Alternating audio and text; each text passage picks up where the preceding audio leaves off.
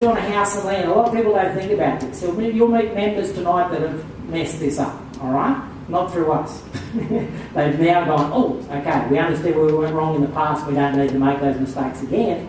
But the reality is that if you're going to do a house and land project, you will need to go, okay, so $395,000 property, I need to settle on the land, okay? You'll settle on the land, whatever that amount is, 140,000 or whatever the number is.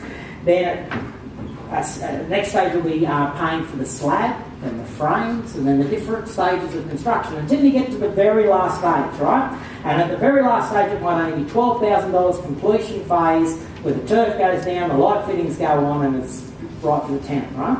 Now, through that staging, as you draw down, you've got interest to service until your tenant moves in. So I make people aware of it, but I also make people aware that a lot of developers get towards the end, and particularly if you're buying a 7 o'clock market, and by the time you get to the end it's already gone to 8:30, whatever that number may be, the developers are starting to go, great, here comes some retail sales, let's get a heap more of these started, let's try and get more happening, let's try and the locals are waking up, they're starting to build, first homes and this and that, whatever those dynamics are, and they're trying to get ahead of the curve and make all the retail margin because they couldn't make it out of the people at 7 o'clock.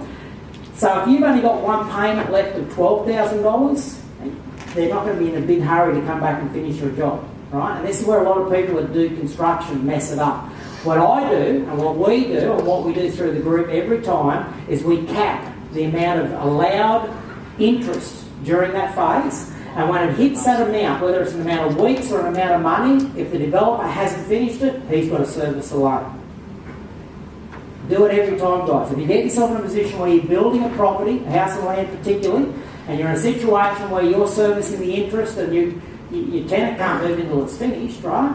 So it's not going to be lunch money until the tenant moves in. And if you're sitting there and you go, man, it's got the last few things to do and it's taken 10, 12 extra weeks to do that, and yet your loan is now at $380,000 worth of drawn, you're servicing the biggest part of your mortgage without a tenant in there. That's not lunch money. So do not leave yourself exposed. It's one of the things that we do is we cap the amount of time or cap the amount of interest, and we make sure that the developer, the builder, knows that the weight is on his shoulders, and then we don't care. All right, we don't care if he hits rain or he can't get materials or whatever. That's not our. This is all about sleep at night. You've got to have all these safety mechanisms in place, right?